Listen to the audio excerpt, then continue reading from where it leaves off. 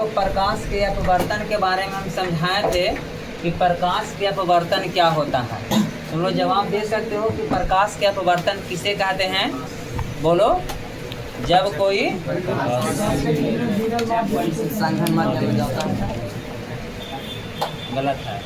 यही प्रकाश के अपवर्तन किस पर? जब कोई प्रकाश के किरणें, जब कोई प्रकाश के एक माध्यम से दूसरे माध्यम में जाता है तो वह पूर्व पथ से क्या होता है? विचलित हो जाता है। तो उस घटना को ही क्या कहते हैं? प्रकाश के अपवर्तन।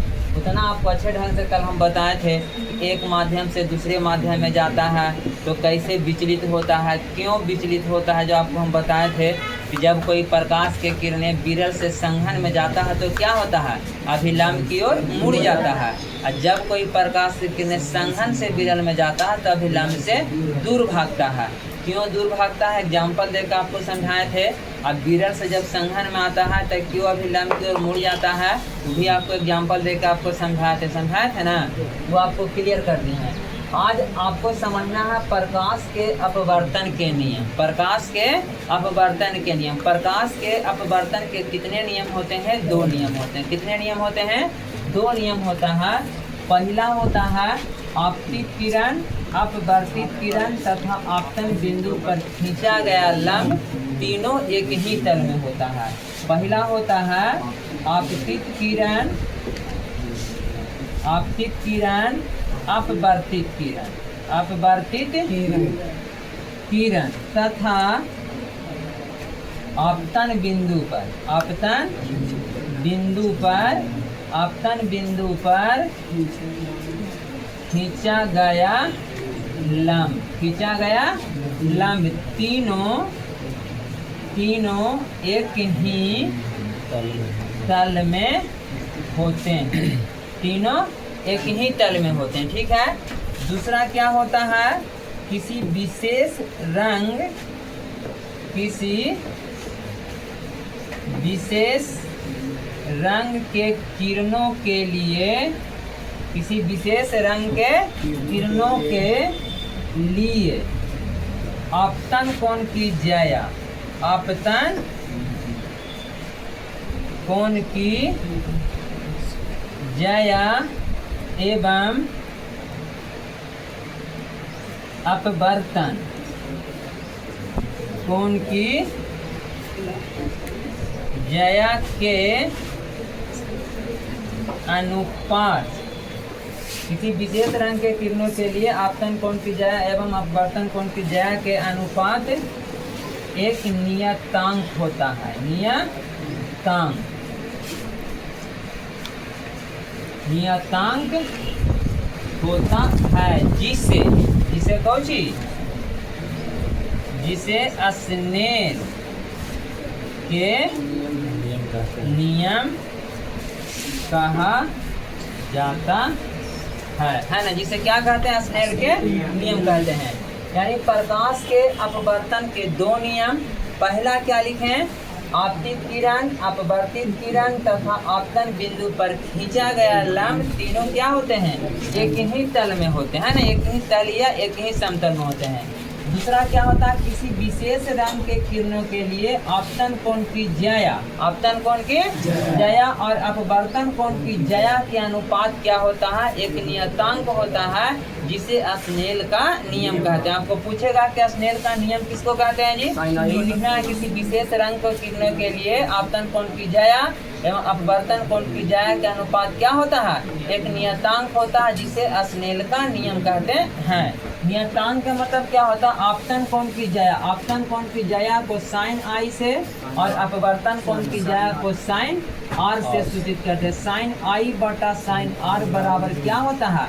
म्यू। ये तुम्हारा क्या होता है? फार्मूला होता है। और प्रकाश के परावर्तन में हम नियम बताए थे। एक नियम तो सेम टू सेम है, पहले का उसमें भी होता है और इसमें भी होता है।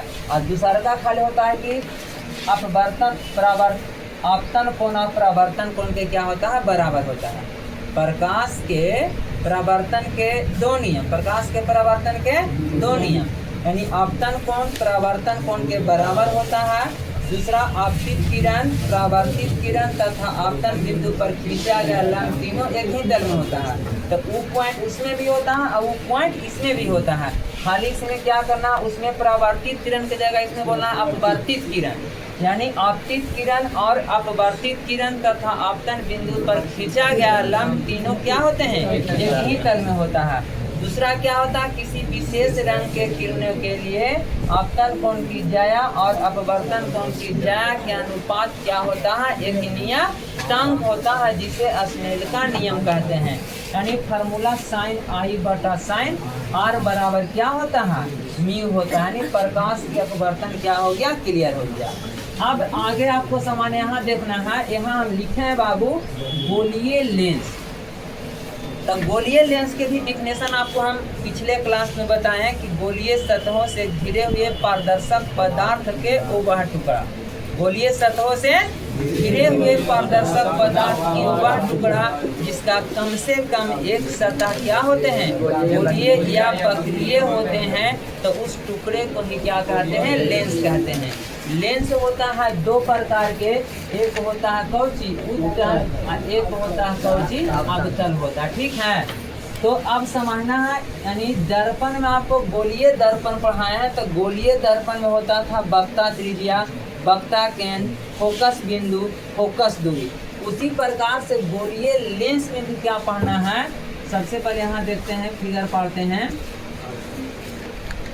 देखो तुम लोग बताओ, ये कौन लेंस है, ये कौन लेंस है, अवतल लेंस है। अवतल लेंस क्यों है, क्योंकि इसका बीच की सतह क्या है, पतला एवं किनारे की सतह क्या है, मोटा। यानी वैसे लेंस जिसका बीच की सतह पतला एवं किनारे की सतह मोटा होता है, तो उस लेंस को हम क्या कहते हैं, अवतल लेंस कहते हैं। अब इसमें क्या होता है, इसमें भी होता है, यहाँ देखो एक होता है वक्रता, वक्रता केंद्र, दूसरा होता है कौची फोकस बिंदु, दूसरा क्या होता है फोकस बिंदु, तीसरा क्या होता है प्रधान, प्रधान अक्ष या मुख्य अक्ष, चौथा क्या होता है प्रकाशीय, प्रकाशीय केंद्र। इसके बारे में समझेगा, ठीक है। अब यहाँ देखना है, इसमें सारे चीज दो दो गो होता है, सारे चीज क्या होता है, दो गो होता है। दो गो वक्ता केंद्र भी होता है, दो गो फोकस बिंदु होता है, प्रधान अक्ष या मुख्य अक्ष जो होता है ये एक होता है, क्या होता है, एक होता है। प्रकाशीय केंद्र क्या होता है, एक होता है। वक्ता केंद्र दो, फोकस बिंदु दो, प्रधान अक्ष या मुख्य अक्ष एक, और प्रकाशीय केंद्र क्या होता है, एक होता है। अब समझना है कि वक्ता जो केंद्र होता है दो गो क्यों होता है सर, ये फोकस बिंदु होता है ये दो गो क्यों होता है। दर्पण में क्या होता है, एक ही होता है। दर्पण में क्या होता है, वक्ता केंद्र भी एक होता है और फोकस बिंदु भी एक होता है, क्योंकि दर्पण जो होता है उत्तल होता है और अवतल होता है। यानी वक्ता केंद्र का मतलब होता है कि जिधर से वक्रीय रहता है उधर न केंद्र बनेगा। ये जो लेंस होता है इसमें दोनों और वक्रीय होते हैं। लेंस में क्या होते हैं, चाहे उत्तल पारे या तो हम अवतल पारे, उत्तल भी टाइप का हम पारेंगे तो इधर भी वक्रीय है, एक ऐसे पारेंगे तो इधर भी वक्रीय है, जिसके कारण से क्या होता है, यानी वक्ता केंद्र और फोकस बिंदु क्या होता है, दो होता है। अब इसको समझना, सबसे पहले वक्ता केंद्र के बारे में समझना है कि गोलीय लेंस के वक्ता केंद्र किसको कहते हैं। तो गोलीय लेंस के वक्ता केंद्र के डिफिनेशन कहता है कि गोलीय लेंस के केंद्र को, गोलीय लेंस के केंद्र को हम क्या कहते हैं, वक्ता केंद्र कहते हैं, जिसको सूचित हम किससे करते हैं, आर से। सूचित किससे करते हैं, सी से, जो कि गलत है। यानी वक्रता केंद्र को लेंस में हम सूचित करते हैं किससे, 2f से सूचित करते हैं। किससे करते हैं, 2f से। तो इधर भी 2f हो जाएगा और क्या हो जाएगा, इधर भी 2f हो जाएगा। समझ में आ रहा। उसके बाद इस पॉइंट पर समझिएगा प्रधान अक्ष या मुख्य अक्ष। तो प्रधान अक्ष या मुख्य अक्ष कहता है कि यानी वक्ता केंद्र के मिलाने वाली रेखा को, वक्ता केंद्र के मिलाने वाली रेखा को हम क्या कहते हैं, प्रधान अक्ष या मुख्य अक्ष कहते हैं। प्रधान अक्ष या मुख्य अक्ष कहते हैं। एक होता है फोकस बिंदु, एक क्या होता है, फोकस बिंदु। तो फोकस बिंदु क्या होता है कि जब कोई प्रकाश के किरण, जब कोई प्रकाश के किरण ठीक है। यहाँ से ऐसे मारते हैं तो कैसे भागता है, ऐसे भाग जाता है। यहाँ से जब ऐसे मारते हैं तो कैसे भागता है, ऐसे। लेकिन लगता है कि फोकस से आता है। कहाँ से आता है, फोकस से। ये प्रकाश जब यहाँ से ऐसे हम गुजार रहे हैं तो जैसे लेंस के एक सतह से दूसरे सतह में जब प्रवेश करेगा फिर कैसे भाग जाएगा, ऐसे भाग जाएगा। यहाँ से हम प्रकाश ऐसे मारेंगे तो कैसे भाग जाएगा, ऐसे भाग जाएगा। लेकिन लग रहा है कि प्रकाशवा जो यहाँ से ना आकर कहाँ से लग रहा है कि फोकस आ रहा है, जिसको हम सूचित किससे करते हैं, एफ से करते हैं। जिससे किससे करते हैं, एफ से। उत्तल रहेगा इस टाइप के, यहाँ ध्यान दो, उत्तल रहेगा, उत्तल रहेगा। यहाँ मान ली कि 2f हो गया, यहाँ क्या हो गया, 2f हो गया, यहाँ f हो गया, यहाँ क्या हो गया, f हो गया। एक यहाँ क्या हो गया, 2f हो गया। ये कौन है, प्रधान अक्ष या मुख्य अक्ष, प्रधान अक्ष है। ये कौन है, वक्रता केंद्र, वक्रता केंद्र। ये क्या है, फोकस, फोकस, फोकस बिंदु है। ठीक है। इसको हम कौन सी कहते हैं, प्रकाशीय केंद्र, जिसको सूचित कौन से करते हैं, ओ से, यानी प्रकाशीय, प्रकाशीय केंद्र है। इसमें यदि कोई प्रकाश यदि यहाँ से ऐसे हम मारते हैं, यहाँ से यदि ऐसे मारते हैं तो ये कैसे भागता है, ऐसे भागता है, फोकस से भागता है। यहाँ से जब ऐसे मारेंगे ये कैसे भागेगा, फोकस से भागेगा। समझ में आ रहा है। तो फोकस बिंदु के डिफिनेशन कहता है कि जब कोई प्रकाश के किरणें, जब कोई प्रकाश के किरणें यानी लेंस से अपवर्तन के बाद प्रधान अक्ष के जिस बिंदु से होकर गुजरता है उस बिंदु को ही क्या कहते हैं, फोकस बिंदु का। तो उस बिंदु को ही क्या कहते हैं, फोकस, जिसको एफ से F1 से, वक्रता केंद्र को 2f से सूचित करते हैं, क्योंकि इसमें फोकस बिंदु दो गो होता है, इधर भी होता है, एगो इधर भी होता है। यानी वक्रता केंद्र क्लियर हो गया, फोकस बिंदु क्लियर हो गया, प्रधान अक्ष क्लियर हो गया। अब रह गया प्रकाशीय केंद्र बाकी रह गया, प्रकाशीय केंद्र बाकी रह गया। तो प्रकाशीय केंद्र के डिफिनेशन कहता है बाबू कि यानी मुख्य अक्ष या प्रधान अक्ष, मुख्य अक्ष या प्रधान अक्ष पर स्थित वह बिंदु, मुख्य अक्ष या प्रधान अक्ष पर स्थित वह बिंदु जिससे होकर जाने वाली प्रकाश के किरणें बिना विचलन के क्या होता है, आगे निकल जाता है। तो उस बिंदु को ही क्या कहते हैं, प्रकाशीय केंद्र कहते हैं। यानी दिमाग में बैठा लेना है, लेंस में ओनली फॉर ऐसा पॉइंट है प्रकाशीय केंद्र कि जिससे होकर जाने वाली प्रकाश के किरणें बिना विचलन के आगे निकलता है। यहाँ से अगर हम ऐसे प्रकाश मारेंगे तो सामने ही चल जाएगा, यानी ऐसे मारेंगे तो एकदम कहाँ चल जाएगा, सामने ही चल। जैसे भी मारेंगे विचलन क्या होगा, नहीं होगा, एकदम बिल्कुल उसी दिशा में पूर्व पक्ष के समांतर, पूर्व पक्ष के समांतर जाता है। और इसके सिवा कहूँ से अगर यदि मारेगा, उत्तल लेंस रहे चाहे अवतल लेंस रहे, कहूँ से अगर प्रकाश मारेगा तो एक माध्यम से जब दूसरे माध्यम में प्रवेश करेगा तो विचलन होना ही जरूरी है। चाहे तो ऐसे भागेगा, चाहे तो ऐसे भागेगा, एकदम सामने की सामने नहीं जाएगा। वो डिपेंड करता है यानी लेंस पर कि अगर अवतल रहेगा तो ऐसे भाग जाएगा और उत्तल रहेगा तो नीचे की ओर भागेगा। समझ में आ रहा है। यानी यहाँ क्लियर हो गया वक्रता केंद्र, फोकस बिंदु, प्रधान अक्ष या मुख्य अक्ष क्लियर हो गया। ये प्रधान अक्ष या मुख्य अक्ष किसको कहते हैं, यानी वक्रता केंद्र के मिलाने वाली रेखा को क्या कहते हैं, प्रधान अक्ष या मुख्य, जिसको x या x डैश से सूचित किया जाता है ना।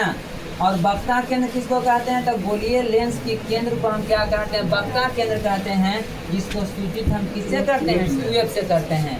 एक फोकस बिंदु होता है, तो फोकस बिंदु का हम डिफिनेशन बताएं कि जब कोई प्रकाश की किरणें लेंस से अपवर्तन के बाद जिस बिंदु से होकर गुजरता है उस बिंदु को हम क्या कहते हैं, फोकस बिंदु कहते हैं। ये भी क्लियर हो गया।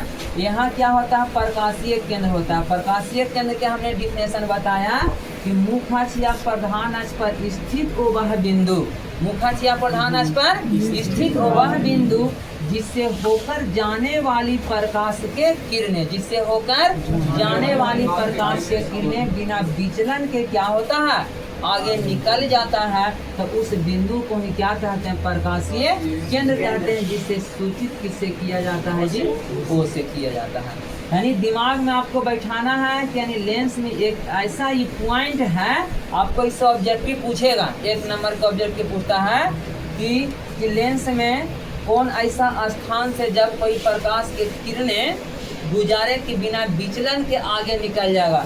4 गो ऑप्शन रहेगा, वक्रता केंद्र रहेगा, फोकस बिंदु रहेगा, प्रकाशीय केंद्र रहेगा, कोई नहीं इस टाइप के रहेगा। तो कहाँ मारना है, प्रकाशीय केंद्र पर मारना है, क्योंकि प्रकाशीय केंद्र से प्रकाश गुजारते हैं तो विचलन नहीं होता, आगे क्या होता है, निकल जाता है। तो दिक्कत यानी यहाँ तक क्लियर हो गया, प्रकाश के अपवर्तन के नियम क्लियर हो गया।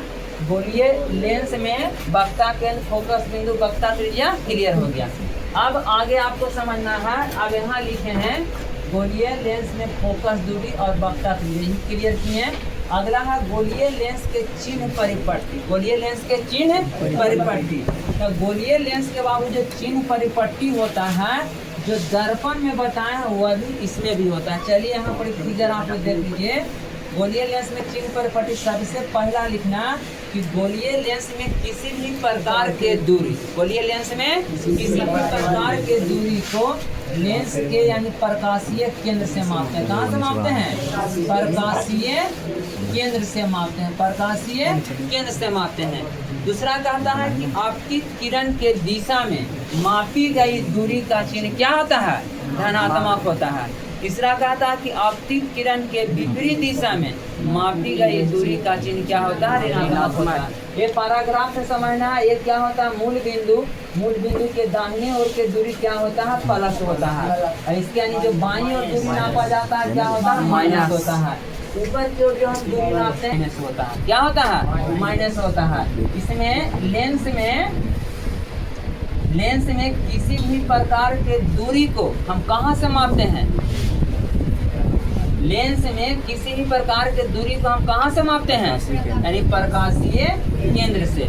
और दर्पण में किसी प्रकार के दूरी को कहाँ से मापते हैं, ध्रुव से मापते हैं, जिसको यानी P से सूचित किया जाता है, या उसको भी वो कहते हैं। यानी इतना क्या हो गया, आपको क्लियर हो गया। यानी गोलीय लेंस के चिन्ह परिपट्टी क्लियर हो गया। अब कहता है लेंस में प्रतिबिंब के बनना। तो लेंस में प्रतिबिंब के बनने के लिए समझना कि लेंस 2 प्रकार के, एक उत्तल लेंस होता है, एक अवतल लेंस होता है। तो उत्तल लेंस में वस्तु को 6 जगह रखकर 6 प्रकार के हम प्रतिबिंब बना सकते हैं, और अवतल लेंस में वस्तु को 2 जगह रखकर 2 प्रकार के प्रतिबिंब बनाते हैं। तो उसके लिए आपको समझना है बाबू, तो फॉर्म में डालते हैं पहले, है ना।